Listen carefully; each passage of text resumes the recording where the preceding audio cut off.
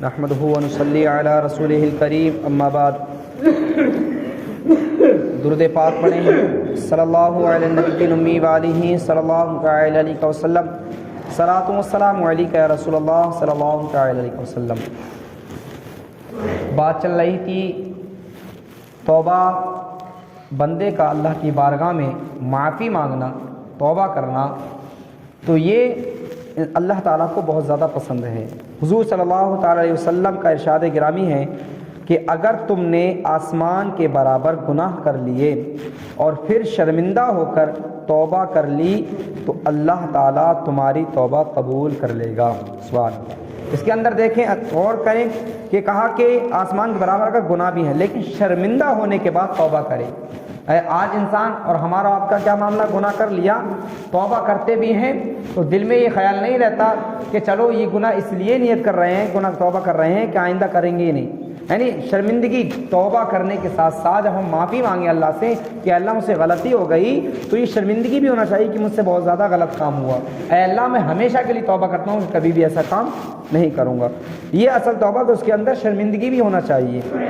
حضور فرماتے ہیں آدمی گناہ کرتا ہے پھر اسی گناہ کے سبب جنت میں داخل ہوتا ہے۔ بتائیے، گناہ بھی کرتا ہے پھر گناہ کرنے کے بعد اسی گناہ کی وجہ سے جنت میں بھی داخل ہوتا ہے۔ پوچھا گیا حضور وہ کیسے؟ آپ نے فرمایا گناہ کے بعد فوراً اس کی آنکھیں اللہ رب العزت کی بارگاہ میں اشکبار ہو جاتی ہیں، یعنی وہ رونے لگتا، شرمندہ ہوتا اللہ کی بارگاہ میں، اللہ مجھ سے غلطی ہو گئی، پھر اللہ تعالیٰ اس کے اس گناہ کو بخش کر اور اس کی توبہ کرنے کی وجہ سے اس کو جنت میں کیا ہے، داخلہ فرما دیتا ہے۔ حضور فرماتے ہیں کہ ندامت، شرمندگی کرنا گناہوں کا کفارہ ہے۔ نبی کریم صلی اللہ علیہ وسلم کا ارشاد گرامی ہے کہ گناہوں سے توبہ کرنے والا ایسا ہے جیسے اس نے کوئی گناہ کیا ہی نہ ہو۔ حضور صلی اللہ علیہ وسلم کی خدمت میں ایک حبشی حاضر ہوا اور عرض کی یا رسول اللہ صلی اللہ علیہ وسلم، میں خطائیں کرتا ہوں، میں گناہ کرتا ہوں، کیا میری توبہ قبول ہوگی؟ آپ نے فرمایا ہاں۔ وہ کچھ دور جا کر واپس لوٹ آیا اور پھر کہنے لگا جب میں گناہ کرتا ہوں تو اللہ تعالیٰ دیکھتا ہے؟ آپ نے فرمایا ہاں۔ حبشی نے اتنا سنتے ہی ایک چیخ ماری اور اس کی روح پرواز کر گئی۔ اللہ، کہ اس میں معاملہ یہ تھا کہ اللہ مجھے دیکھ بھی رہا ہے پھر بھی میں اس سے پھر معافی مانگ رہا ہوں تو وہ مجھے معاف بھی کر رہا ہے۔ کتنا بڑا کریم ہے میرا رب کہ سب کچھ دیکھنے کے باوجود بھی کیا ہے، وہ ہم پر کرم نوازی کر رہا ہے، پردے ڈال رہا ہے بندوں کے عیب پر۔ اس لیے کہا گیا کہ گناہ کرنے کے بعد انسان کو اس گناہ کو، پردے کو فاش نہیں کرنا چاہیے، لوگوں میں بیان نہیں کرنا چاہیے، کیونکہ اظہار الاثم اثم، یہ قاعدہ ہے کہ گناہ کو ظاہر کرنا بھی ایک گناہ ہوتا ہے نہیں؟ ہم نے گناہ کیا، کوئی مثال دو، ہم سے کوئی غلطی میں گناہ ہو گیا ہے نہیں، اب ہم چار لوگوں میں بیٹھ کر اس کے بیان کریں، جیسے آج کل ہوتا ہے نوجوان ہمارے لوگ، یعنی کوئی گناہ کر لیا، جوا کھیل کر آئے، آپس میں اس کی باتیں، کوئی شراب پی کر آیا، آپس میں اس کو بتا رہے ہیں کہ ہم نے یہ کیا، زناکاری کی تو آپس میں بتا رہے ہیں، تو ایک تو گناہ بھی کیا اور گناہ کا اظہار بھی کیا، تو ڈبل گناہ ہوا۔ اس لیے کہا گیا کہ گناہ کرنے کے بعد گناہ کو اپنے اندر ہی رکھنا چاہیے، کیونکہ جب تک بندہ گناہ کرتا ہے کسی تیسرے سے نہیں کہتا تو اس کا معاملہ اللہ اور اس کے درمیان کا رہتا ہے۔ اللہ چاہے تو اسے معاف فرما دے، اللہ چاہے تو اس کو مطلب یہ کہ سزا دے، انصاف کرے، لیکن اگر جب وہ انسان اپنے گناہ کر کے تیسرے کو بتاتا ہے تو گویا کہ اپنے گناہ پر کسی اور کو بھی گواہ بنا لیتا ہے۔ اب اگر قیامت کے دن اللہ اس پہ کرم بھی کرنا چاہے، رحم بھی کرنا چاہے، تو وہ تیسرا اللہ کی بارگاہ میں کہے گا اے اللہ اس نے تو گناہ کیا تھا، اس کو جنت کیسے مل رہی ہے، اس نے فلاں کام دنیا کے اندر کیا تھا، میں اس کا گواہ ہوں۔ تو بتایا گیا کہ گناہ کا اظہار نہیں کرنا چاہیے، گناہ ہو جائے شرمندہ ہونا چاہیے۔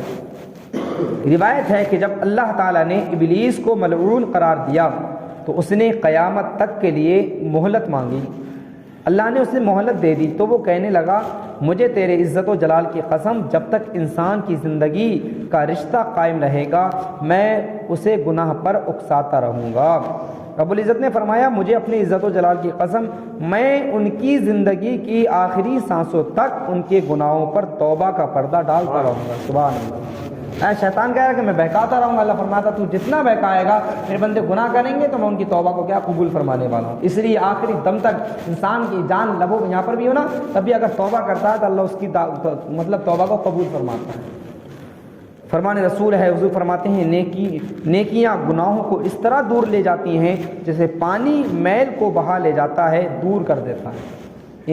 تبھی کہا گیا کہ گناہ کرنے کے بعد فوراً انسان کو کوئی اچھا کام کر لینا چاہیے تاکہ وہ اچھا کام اس کے برے کام کا کفارہ بن جائے، وہ اچھا کام اس کے برے کام کو مٹا دے۔ جناب سعید ابن مسیب رضی اللہ عنہ سے مروی ہے کہ آیت انہ کان للأوابین غفورا اس شخص کے بارے میں نازل ہوئی جو گناہ کرتا پھر توبہ کر لیتا، پھر گناہ کرتا اور پھر توبہ کر لیتا۔ جناب فضیل رحمۃ اللہ تعالیٰ کا قول ہے کہ رب ذوالجلال کا ارشاد ہے گناہ گاروں کو بشارت دے دو، اگر وہ توبہ کریں تو میں توبہ قبول کر لوں گا۔ صدیقین کو متنبع کر دیجئے کہ اگر میں نے اعمال کا وزن کیا تو انہیں عذاب سے کوئی نہیں بچا سکے گا۔ اللہ اکبر۔ حضرت عبداللہ ابن عمر رضی اللہ تعالیٰ عنہ کا ارشاد ہے کہ جو گناہوں کی یاد میں شرمندہ ہو گیا، یعنی گناہ کرنے کے بعد شرمندہ ہوا کہ میں نے یہ کیا کیا، اس کا دل اللہ کے خوف سے کانپ گیا، اس کے گناہوں کو مٹا دیا جاتا ہے۔ سبحان اللہ۔ توبہ بھی نہیں کرتا لیکن اگر شرمندہ ہی ہو رہا ہے، کبھی رات میں ہم نے 5 منٹ بھی لیٹ کر سوچ لیا یار میں نے پوری زندگی گناہوں میں گزار دی، میں نے غلط کام کرتے کرتے، کم سے کم انسان اگر شرمندہ بھی ہوتا ہے تب یہ اللہ تعالیٰ اس کی شرمندگی 5 منٹ کی شرمندگی کو کیا ہے اس کے ذریعے نہ جانے کتنے گناہوں کو مٹا دیا کرتا ہے۔ گناہوں سے بچانے والا صرف اللہ رب العزت کی ذات ہے۔ روایت ہے کہ اللہ تعالیٰ کے ایک نبی سے خطا سرزد ہوئی، اللہ نے وحی کی کہ اگر تم سے دوبارہ کوتاہی ہوئی تو میرے عذاب سے نہیں بچ سکو گے۔ نبی نے عرض کی اے اللہ تو ہی ہے اور میں ہی ہوں، مجھے تیری عزت و جلال کی قسم اگر تو مجھے گناہوں سے نہ بچائے تو میں نہیں بچ سکوں گا۔ اس پر اللہ نے انہیں گناہوں کے خیالات سے بھی محفوظ کر دیا۔ سبحان اللہ۔ ہے نہیں، اس لیے دعائیں مانگنا چاہیے اللہ ہمیں شیطان کے وسوسوں سے دور فرما، ہمیں شیطان پر غلبہ، ہمیں اس پر کیا ہے کامیابی عطا فرما تاکہ ہم شیطان سے مقابلہ کر سکیں۔ باب توبہ کبھی بند نہیں ہوتا۔ حضرت ابن مسعود رضی اللہ تعالیٰ عنہ سے ایک شخص نے دریافت کیا میں گناہ کر کے انتہائی شرمندہ ہوں، میرے لیے توبہ ہے؟ آپ نے منہ پھیر لیا۔ جب دوبارہ اس شخص کی طرف دیکھا تو آپ کی آنکھوں سے آنسو روا تھے۔ فرمایا جنت کے 8 دروازے ہیں، کھولے بھی جاتے ہیں بند بھی کیے جاتے ہیں سوائے توبہ کے دروازے کے، وہ کبھی بند نہیں ہوتا، عمل کرتا رہے اور رب کی رحمت سے نا امید نہ ہو۔ سبحان اللہ۔